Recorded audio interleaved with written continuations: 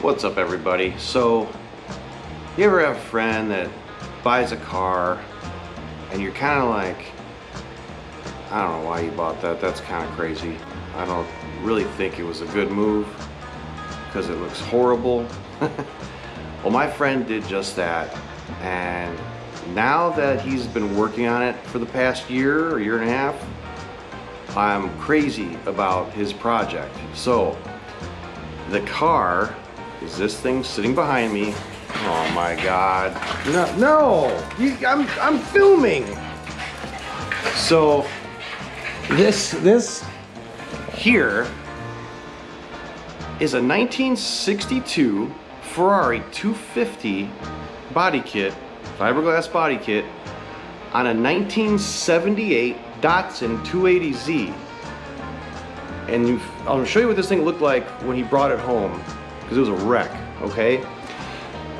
And I gotta say, watching him do the work to this blows my mind at the talent my friend has. Now, we're talking about the same guy, not this one, that single-handedly restored the semi-charger by himself. Complete concourse restoration, so you know he's got talent.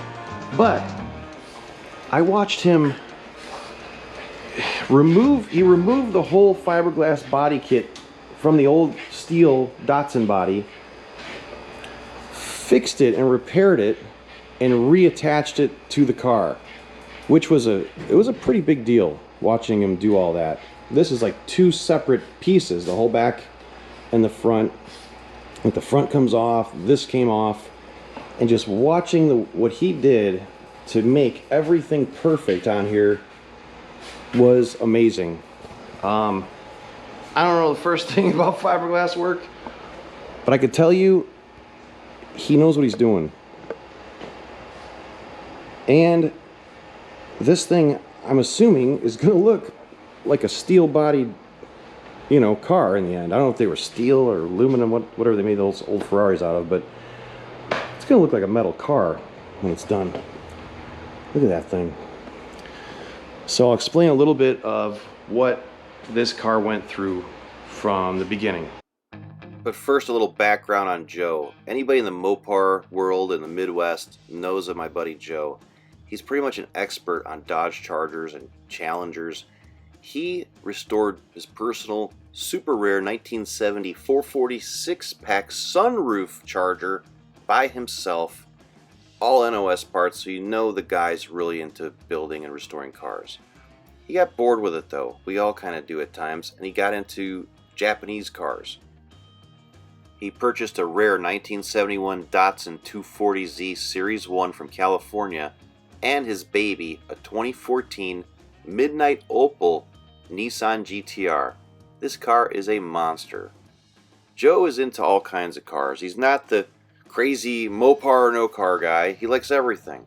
And I like that. Nothing wrong with that in my book. So check out the pictures first of what this turd looked like when it rolled in. So here you go. This thing was sitting out in some yard by some shop, growing mold on it on the bottom. It was just filthy, full of garbage. Apparently somebody was building this in the 80s or 90s. They got so far and they quit or just trashed the car. I don't know. This was all such a mess.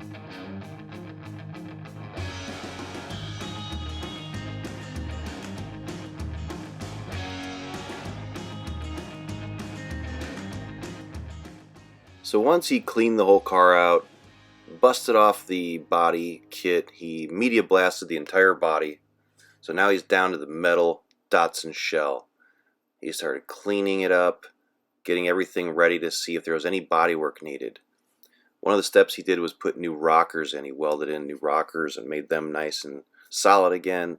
He went over the whole body, even underneath where the kit was going to be. He made sure there was no rust issues, and really took the time to do this right and didn't just cover it back up with the fiberglass kit to hide everything. So the body went on and off quite a few times. I mean the body kit. Then we went to Chicago and picked up this special adhesive. He just had to have it. So we went up there and got several tubes of this stuff, and after lots of work, he ended up reattaching the body kit to the metal, shell, and then started the body work, making everything as perfect as possible on the back half of the kit, and then started on the doors. Then the same started with the front half of the body kit. He worked everything over, reattached it to the metal shell, started making everything fit perfectly, adding the special door locks and door handles, making sure the gaps were all perfect, and it really started taking shape. So some of these pictures might be out of order, but everything, I just want to show you, the extent of the work that goes into this body. Some people think you just sand down a fiberglass kit and paint it, and that's not the case. Alright, one of the main things that he did since the old kit was on here was there's an option when guys build these kits. You either leave the old school hatch, Datsun hatch on there, but if you really want to go the extra step, you get the pieces to make it look like the old Ferrari back end. So he not only spliced in this trunk area and for the fuel door here, but he used the old rain gutters for the hatch and created window channels. So this now at first glance will look like pretty close to the $60 million rare Ferrari. I said, dude, he's like, man, he got all this work done to it. And he's like, I don't know, should I leave the hatch or should I get the right trunk? I'm like, dude, you've done so much work to this. He already had this pretty much done. I'm like, just do it, man. You're gonna regret it later. Now's the time to do it. He went and got the pieces, and dude, just the work he had to put in to make this what it is now, it was crazy. Now, to people that know how to do fiberglass work, you might say, oh, that's no big deal. But to me, it's a pretty big deal. Obviously, I don't know how to do any of this stuff, but man, it was really impressive to see this thing come together like this. So, that's one detail I really love about this car. And it's like every little thing you got to do to this is pretty much fabricated using other parts from other cars because, it's a custom kit car. Okay, I don't want to leave out the fact that since you just saw the new location of the fuel door, he relocated that. It was on the side of the car on that rear quarter panel. So that's a really cool thing he did. He filled that old hole in and got rid of it. He then sprayed the car with a really good polyester primer. It builds up higher than your regular primers. So it was blocked with 180. Then he put 3 coats of regular gray primer, blocked that with 220, then primered it again, and now it's basically ready for like the wet sanding and ready for paint. So the thing is sitting ready to be painted now, and he's just going through some stages of making some special parts and things before the paint job happens. And like I said, when he first got this car, I'm like, it's alright, I guess. It's kind of cool. I'm like, I don't know, I wouldn't have bought it. But now, I'm nuts about the project. So, when that happens, things grow on you. Alright, so the hood, like, this didn't exist, obviously, because it had a Datsun hood. So what is this from? This is out of what? A Fiero. A Fiero. From the back. What was the back? Or the hood, or whatever you want to call it, the front. The front hood, yeah. Whatever you want to call it. The frunk. So he welded all that in place, and he's using that, and it works great. He's got it all in the stretch over here. This is part of a Fiero hood right here that I molded into this fiberglass hood, and then I fabricated this bottom bracket down here. Yeah. I made all that, and then this is the actual Fiero part right here. That worked great. That's nobody's even gonna know where that came from. Well, they will if they watch this video, but the cool thing is you can open it like this or have it closed halfway, like if you're at a show, showing off the motor a little bit. It'll like click and stop. Yeah, that's awesome.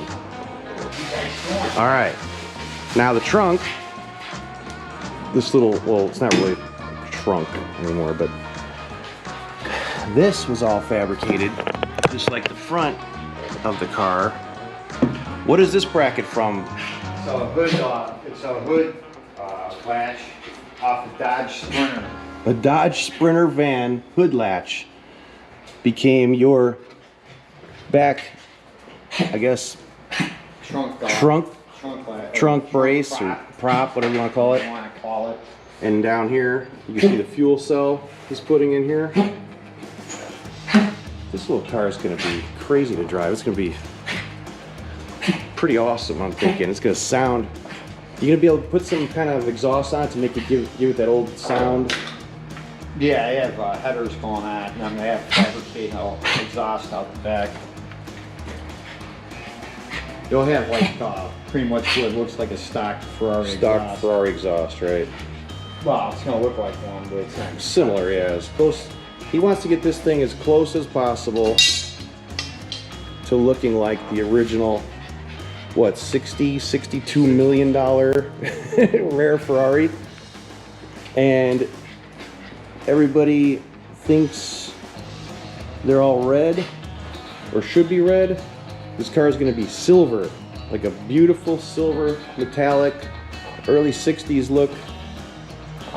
You know, there were silver Ferraris back then, I'm pretty sure. Yep. I'm glad you're doing it a different car than red, like every Ferrari out there is red. Well, not all, but... So, it's going to be quite different. Silver's just going to look so nice. What wheels are going on it? The wire wheels. The wire, like the Ferrari style wire wheels. So, I bet it's going to be a blast to drive. What kind of suspension goes in this car? It's probably gonna have it's gonna have the stock Datsun. Stock Datsun stuff. All right. With upgraded parts. Sure. I know you're kind of making these fit in here like better. Those are out of some. What are those out of again? I don't know. I got those off eBay. Oh, that's right.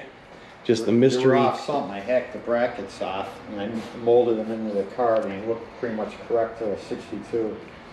Yeah, they fit perfect, whatever they're from. And he's got his headlights down there. So Swap meet special. Swap meet special. $35 for the curb. Nice. So I'm gonna keep updating you guys on this build till the very end. You know, till it's a running and driving car, because you don't see this very often. These kits, when do these kits come out? Like in the 80s? Yeah, 80s. It's an old 80s Alpha 1 GTO kit. Alpha 1 GTO kit. Yep. So they were popular back in the day, and you don't see too many. I know there's groups online where guys all, you know, congregate to talk about these, but I don't see these on the street anywhere, you know. Yours is going to be the only one I've probably ever seen. But yeah, we'll document this. When it's in paint, you're going to see it in paint.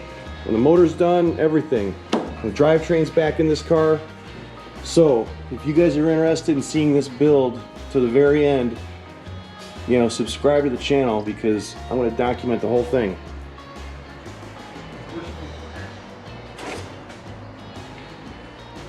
And this thing is getting a 5-liter Ford motor, correct? Yeah. What else is going into that motor? It's aluminum heads, stack fuel injection, the crane roller cam. Crane roller cam, stack injection. Yeah, Tremec 5-speed. With a Tremec 5-speed backing it up. I've got pictures I'm going to show you now of what it will look like, because it's really cool. And we'll get into what he had done to the custom valve covers, which drove some some people crazy out there on the old internet, of course. You know, because there's all those keyboard car builders out there.